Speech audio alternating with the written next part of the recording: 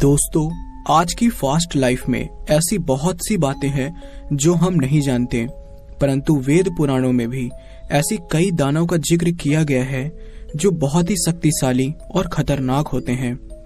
उन्हीं में से एक ब्रह्म राक्षस जो कि जंगलों का राजा होता है।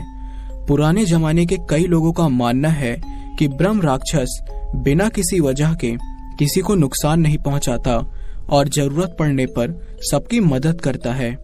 लेकिन अगर भूलवश हम उसे नुकसान पहुंचाते हैं या फिर उसके मान या सम्मान को ठोस पहुंचाने की कोशिश करते हैं तो वो अपना बदला जरूर लेता है। तो आज ब्रह्म राक्षस से रिलेटेड मैं आपको एक सच्ची घटना बताने जा रहा हूं, तो आप इसे जरूर सुने और आपको कैसा लगा ये मुझे जरूर बताएं।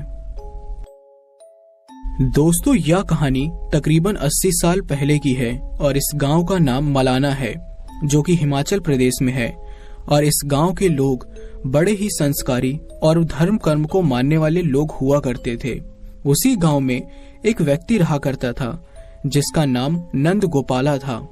अक्सर नंद गोपाला वन की ओर घास और लकड़ी लेने जाया करता था। गोपाला का परिवार भी काफी बड़ा था और खेती बाड़ी करके वे सब खुशी खुशी जिंदगी बिता रहे थे। तो एक दिन गोपाला सुबह उठकर कुछ भोजन अपने साथ लेकर जंगल की ओर लकड़ी काटने के लिए चला गया। गोपाला जंगल में पहुंचकर लकड़ी काटने लगा। गोपाला को लकड़ी काटते काटते समय का पता ही नहीं चला कि कब रात हो गई। गोपाला के मन में विचार आया कि क्यों ना आज रात इसी जंगल में बिताता हूँ, सुबह होते ही अपने गांव की ओर निकल जाऊंगा। लेकिन गोपाला को ये नहीं पता था कि सुनसान जंगल में उसके साथ क्या क्या हो सकता था। वह तो बिल्कुल निश्चिंत होकर एक पेड़ में जाकर बैठ गया और वन के खूबसूरत वृक्षों और पंछियों को देखने लगा।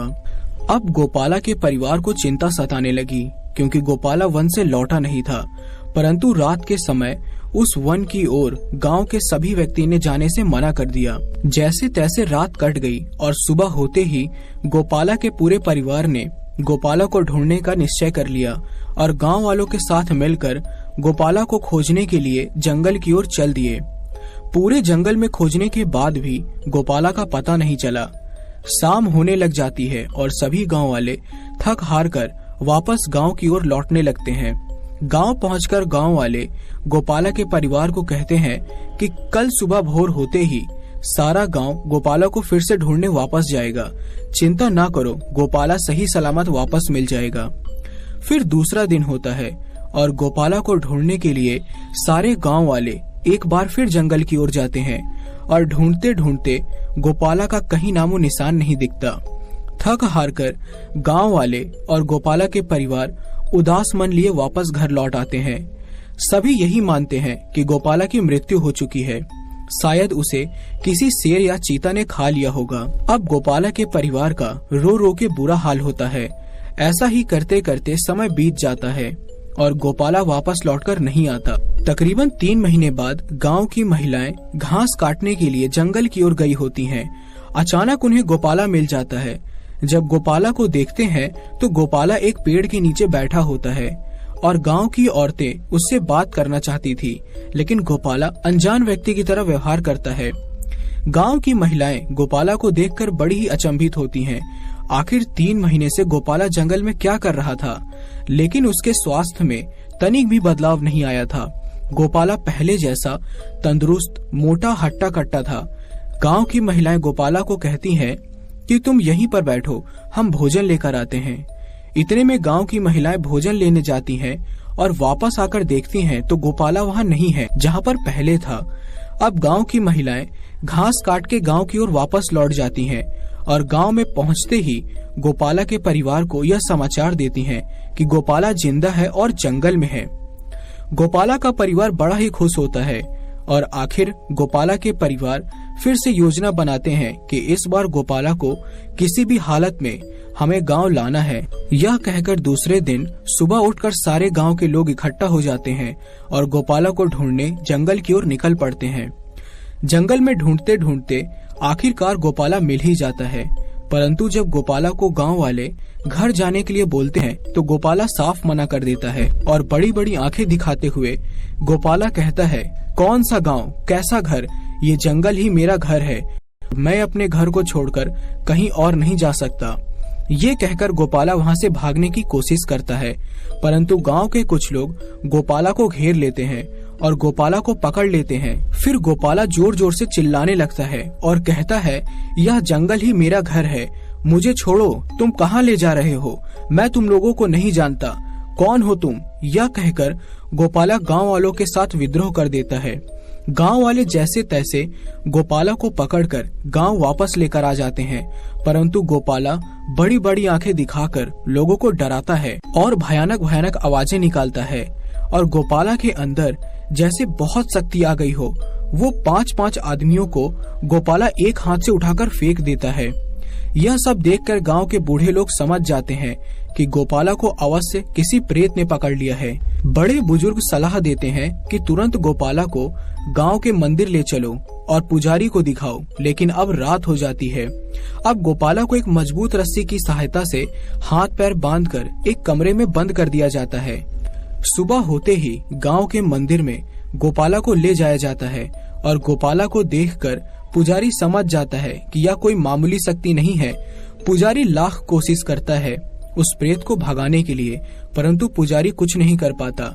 आखिरकार थक हार कर पुजारी कहता है कि यह मेरे बस में नहीं है, इसे वही आदमी ठीक कर सकता है जो तंत्र विद्या में माहिर हो। पुजारी कहता है, मैं एक ऐसे व्यक्ति को जानता हूँ जो ऐसे दानव शक्ति को काबू में कर सकता है।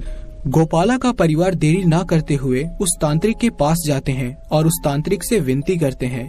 तांत्रिक उनकी परेशानी को देखकर मान जाता है और एक शर्त रखता है कि अगर गांव के मंदिर में उसे रहने के लिए एक स्थान दिया जाए तभी वह गांव में आएगा। उसके परिवार और गांव के बड़े बुजुर्ग सब मान जाते हैं। तांत्रिक जैसे ही गांव में आता है तो मंदिर का पुजारी तांत्रिक के रहने के लिए मंदिर में जगह की व्यवस्था करता है। तांत्रिक पुजारी को कहता है, मुझे आपकी सहायता की आवश्यकता पड़ेगी। पुजारी कहता है, आप तो बहुत ही महान तांत्रिक हैं और मैं एक साधारण पुजारी हूँ, भला मैं आपकी मदद कैसे कर सकता हूँ। तो तांत्रिक कहता है, मुझे एक ऐसा व्यक्ति चाहिए जो डरता नहीं हो और मैंने तुम्हारे बारे में काफी सुना है। तुम काफी सालों से मंदिर की पूजा कर रहे हो और छोटे मोटे भूत प्रेतों को भगा भी लेते हो, परंतु यहाँ मामला कुछ ज्यादा ही गंभीर है। इसे मैं अकेले नहीं संभाल सकता क्योंकि यह एक ब्रह्म राक्षस है जो जंगलों का राजा कहलाए जाते हैं और इसकी शक्ति बहुत ज्यादा होने के कारण मैं अकेले इसका सामना नहीं कर सकता। तुम्हें ज्यादा कुछ नहीं करना, सिर्फ एक घेरे के अंदर खड़ा रहना है। तांत्रिक की ऐसी बातें सुनकर पुजारी का डर के मारे बुरा हाल हो जाता है। आखिर पुजारी ने उस राक्षस का नाम पहले भी सुना था और पुजारी भी जानता था कि वह कोई छोटा मोटा भूत प्रेत नहीं है, वह तो भूतों का राजा है। परंतु पुजारी मान गया। एक तरफ गोपाला का बुरा हाल होता है और गोपाला दिन रात चिल्लाता रहता है और सभी से विनती करता है उसे छोड़ दिया जाए, उसे अपने घर जंगल की ओर जाना है। परंतु गोपाला को मोटे मोटे रस्सियों में बांधकर रखा जाता है। तांत्रिक गोपाला के पास आता है और गांव वालों से कहता है कि गोपाला को रस्सियों से आजाद कर दिया जाए। गांव वाले तांत्रिक से पूछते हैं कि अगर हमने ऐसा किया तो गोपाला भाग जाएगा, परंतु तांत्रिक कहता है, जो मैं कहता हूँ वही करो। गोपाला को जैसे ही रस्सी से खोलते हैं तो गोपाला भागने की लाख कोशिश करता है, परंतु तांत्रिक अपने मंत्रों की शक्ति से गोपाला को वश में कर लेता है और शाम होते ही तांत्रिक गोपाला को अपने साथ लेकर शमशान घाट की ओर निकल पड़ता है। शमशान में पहुंचने के बाद तांत्रिक अपनी तंत्र मंत्र की शक्ति से बनाए घेरे में गोपाला को बैठा देता है और पुजारी का इंतजार करता है। तांत्रिक के कहे अनुसार पुजारी एक बड़ी सी टोकरी लेकर आता है जो बांस की बनी हुई होती है। पुजारी तांत्रिक से पूछता है, इस टोकरी का क्या करूं? तो तांत्रिक पुजारी से कहता है, इस टोकरी से तुम इस रोगी को ढक दो और अपने घेरे में जाकर खड़े हो जाओ। पुजारी गोपाला को टोकरी से ढकने के बाद तांत्रिक के बनाए हुए घेरे में जाकर खड़ा हो जाता है। तांत्रिक अपने मंत्रों की शक्ति से भूतों का आवाहन करने लगता है और इतने में ही भूतों का आना प्रारंभ हो जाता है।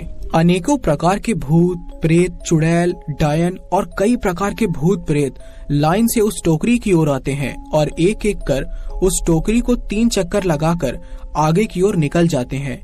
ऐसे करते करते रात के 1 बज जाता है, परंतु जिस राक्षस की तलाश थी वह नहीं आता। पुजारी भूत प्रेतों को देखकर बड़ा ही भयभीत हो जाता है और डर के मारे कांपने लगता है। पुजारी ने अपने जीवन में ऐसे भूत कभी नहीं देखे थे जैसे भूत पुजारी उस दिन देख रहा था।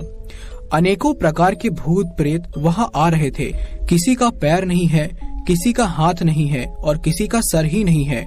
और तो और कुछ तो इतने भयानक थे कि कोई साधारण इंसान अगर उन्हें देख ले तो उनकी जान उसी वर्ष निकल जाए। यह सब नजारा देखते देखते रात के 2 बज गए। भूतों का मेला भी लगभग खत्म हो गया और आखिरकार ब्रह्म राक्षस वहां आ पहुंचता है और उस टोकरी के 2.5 चक्कर लगाता है। और उसके बाद जैसे ही 3 चक्कर पूरा होने लगता है तो ब्रह्म राक्षस उस टोकरी को उठाने लगता है। तांत्रिक समझ जाता है कि यही हो सकता है ब्रह्म राक्षस, क्योंकि आकार में भी वह बहुत बड़ा था और डरावना बहुत था।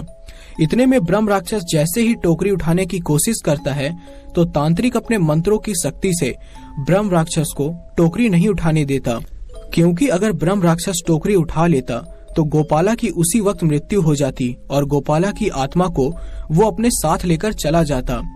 जैसे ही तांत्रिक ने ब्रह्म राक्षस को काबू करने की कोशिश की तो ब्रह्म राक्षस ने अपना पूरा विकराल रूप दिखाते हुए तांत्रिक को पछाड़ दिया, परंतु तांत्रिक भी बहुत सिद्ध था। आखिर ऐसे कैसे हार जाता। ब्रह्म राक्षस बड़ा ही क्रोधित हुआ और कहने लगा, तू मुझे नहीं रोक सकता। मैं इस व्यक्ति को अपने साथ लेकर ही जाऊंगा, क्योंकि जिस पेड़ पर मैं वास करता था उस पेड़ को इसने काट दिया। जो वृक्ष सदियों से मेरा घर था उसे इस व्यक्ति ने नष्ट कर दिया। तांत्रिक कहता है, गलती से इस बेचारे से पाप हुआ है, इसे माफ कर दो। परंतु ब्रह्म राक्षस तांत्रिक की एक नहीं सुनता। जैसे तैसे तांत्रिक ने ब्रह्म राक्षस को अपने तंत्र मंत्र की शक्ति से बांध दिया। अब उस ब्रह्म राक्षस के पास कोई उपाय नहीं बचा तो ब्रह्म राक्षस ने कहा, बोल क्या चाहिए तुझे। तांत्रिक ने बिना देरी करते हुए उस ब्रह्म राक्षस को उस व्यक्ति को छोड़ने के लिए कहा और गांव के किसी भी व्यक्ति को हानि न पहुंचाने के लिए वचन देने के लिए कहा। ब्रह्म राक्षस मजबूर हो गया और तांत्रिक को वचन दे दिया। तांत्रिक अब ब्रह्म राक्षस को मुक्त कर देता है और गोपाला पुजारी को लेकर गांव की ओर वापस लौट आता है।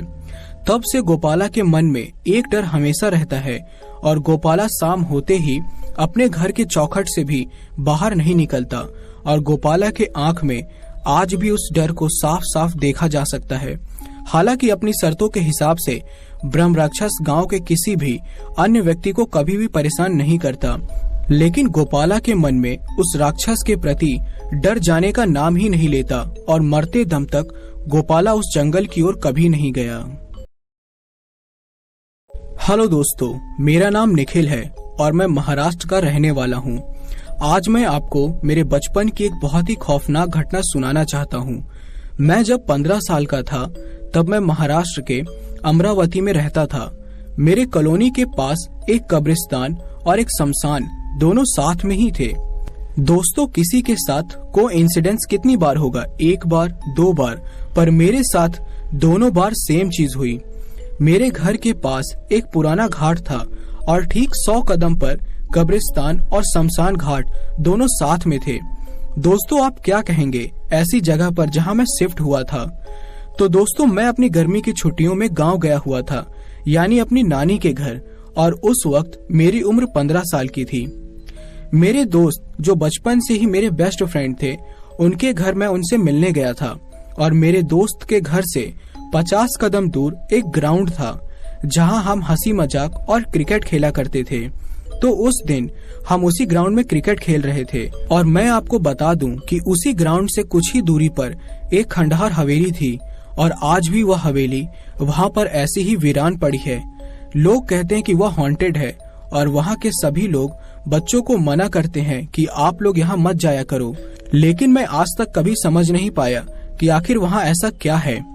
हम लोग तो मस्तीखोर थे, तो हम लोगों ने कहा कि चलो किसी दिन हम इस खंडहर में चलेंगे। तो मेरे दोस्तों ने कहा कि चलो ठीक है, पहले हम लोग क्रिकेट खेल लेते हैं, उसके बाद हम लोग चलेंगे। फिर हम लोग क्रिकेट खेलने लगे और मैच में जीतने के लिए बस कुछ ही रनों की जरूरत थी। हम लोग कुल 8 लोग क्रिकेट खेल रहे थे और जब मेरी बारी आई बैटिंग की तो मैंने एक शॉट इतनी तेज से मारा कि बॉल सीधे उसी खंडहर में जाकर गिरा और उस वक्त पता नहीं चला कि कब शाम हो गई। मैं बॉल लेने के चक्कर में सारी बातें भूल गया कि इस हवेली में भूत प्रेत रहते हैं। मैं और मेरा दोस्त सिर्फ हम 2 लोग ही उस खंडहर में गए थे। तो जैसे ही मुझे बॉल दिखी तो मैंने तुरंत वह बॉल अपने दोस्त की तरफ फेंकी। लेकिन तभी मैंने देखा कि एक अजीब सा आदमी, जिसका आधा शरीर जानवर और आधा शरीर इंसान का था, और उसके सिर पर 2 सींग थे और उसकी लाल आंखें थी। दोस्तों, भले ही आपको विश्वास न हो, पर मैंने जो उस समय देखा वो मेरा वहम नहीं हो सकता था। मैंने फिर उसे बड़े गौर से देखा तो वह अब मुझे ही घूर रहा था। अब तो मेरा हाथ पैर बिल्कुल सुन्न पड़ गया। तभी मेरे दोस्त ने कहा कि अरे क्या हुआ, चलो जल्दी। मैं हिम्मत करके अपने दोस्त के साथ भागने लगा और मैं अपने दोस्त के साथ ही थोड़ी सी ऊंचाई वाली जगह पर, जहां से हम चढ़कर आए थे, उधर से हम सीधा कूद गए, जो कि 10 या 12 फुट ऊंची होगी, और हम सीधा अपनी साइकिल पर जा गिरे। लेकिन मेरे दोस्त को कुछ नहीं पता था, तो उसने मुझे उल्टा चिल्लाना शुरू कर दिया कि तुझे दिखता नहीं।